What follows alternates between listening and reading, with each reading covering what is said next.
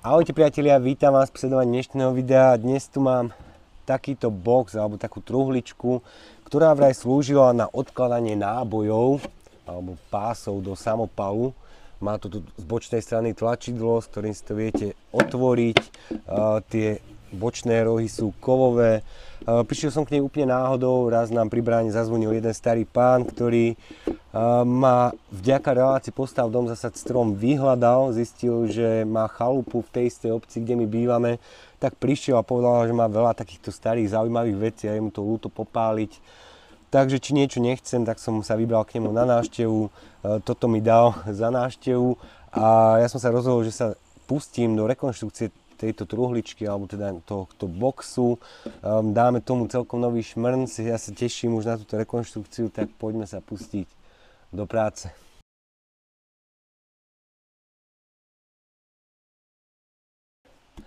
Mám tu už pripravenú excentrickú brúsku, tak teda ako prvé začnem s brúsením. Mám tam nahodený šmirdel so zrnitosťou 150, mám tu aj jednu 80. Ak by to s tým nešlo, tak idem sa najskôr pustiť do brúsenia, zistíme v akom stave je to drevo a potom uvidíme čo ďalej.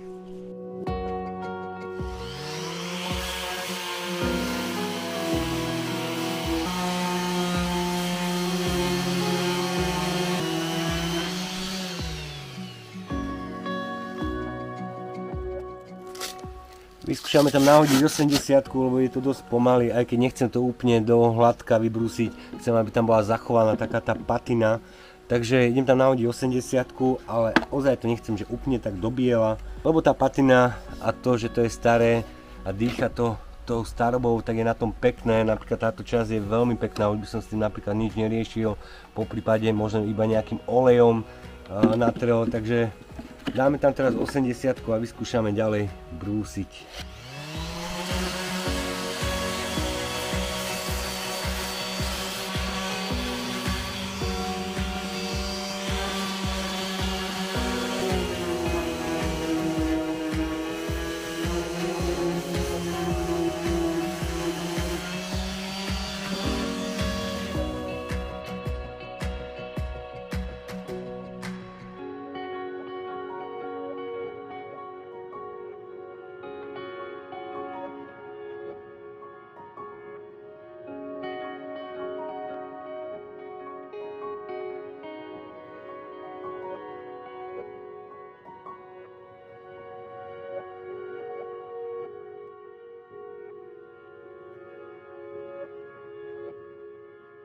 Tak celý box už má vybrúsený.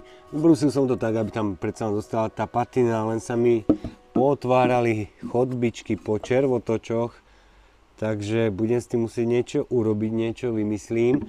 A idem teraz ešte vyčistiť tie kovové časti, použijem VDčko, handričku, a VDčko si nastriekam na handričku, tak trošku a všetky tie kovové časti očistím. Keď to očistíte vedečkom, tak vám zmiznú tie hrdzavé časti, čiže zbavíte sa čiastočne aj hrdzy alebo toho prachu, ktorý tam zostal. Veľmi dobre to tým ide. Takže všetky tie kovové časti teraz prebehnem handričkou s vedečkom a potom vymyslíme niečo na tie červotoče, tak poďme pokračovať.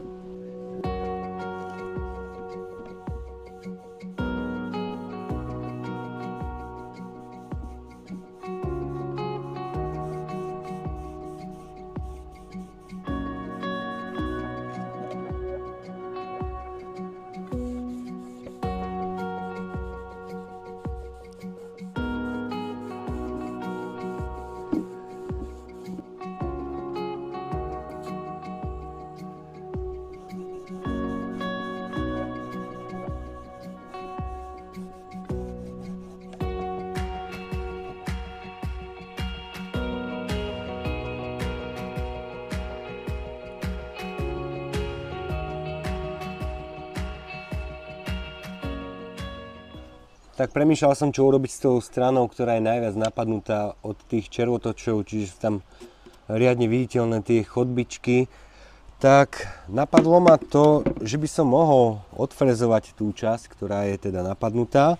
A na laserovej gravírovačke som si urobil túto Perunovú hviezdu, alebo nazýva sa to tiež aj kvet života.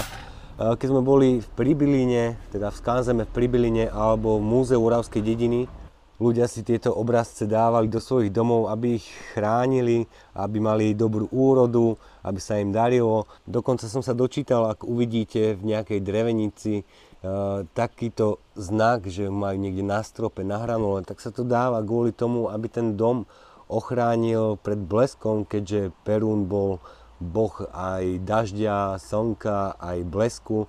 Takže aby chránili dom pred bleskom, tak si na strop dávali takúto Perunovú hviezdu.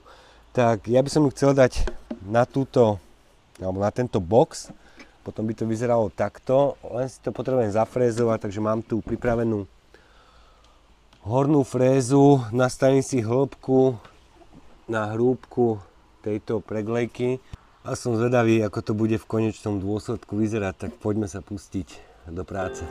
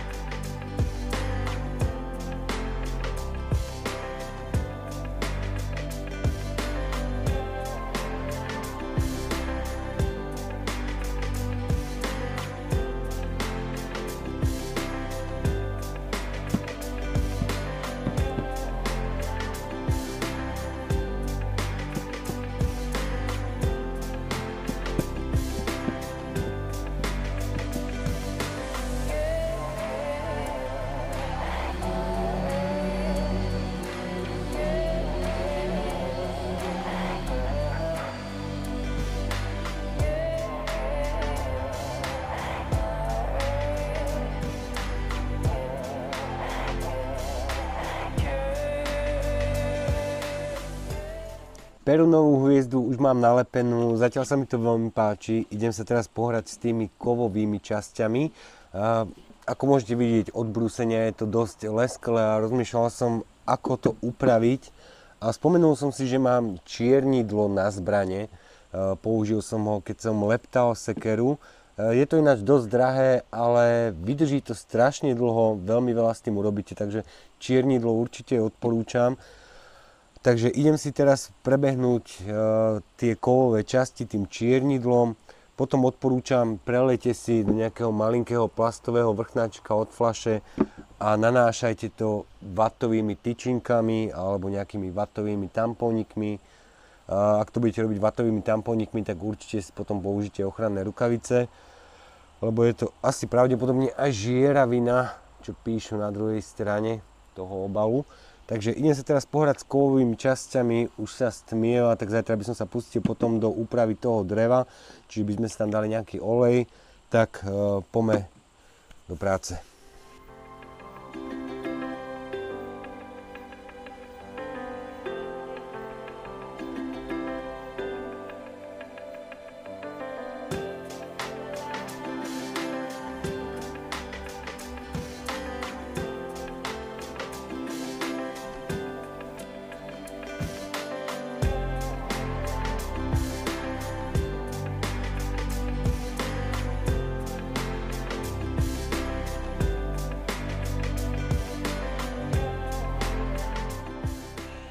Máme tu ďalší deň a ako môžete vidieť, tak tie kovové časti sú teraz pekné, bez nejakých tých lesklých častí odbrúsenia.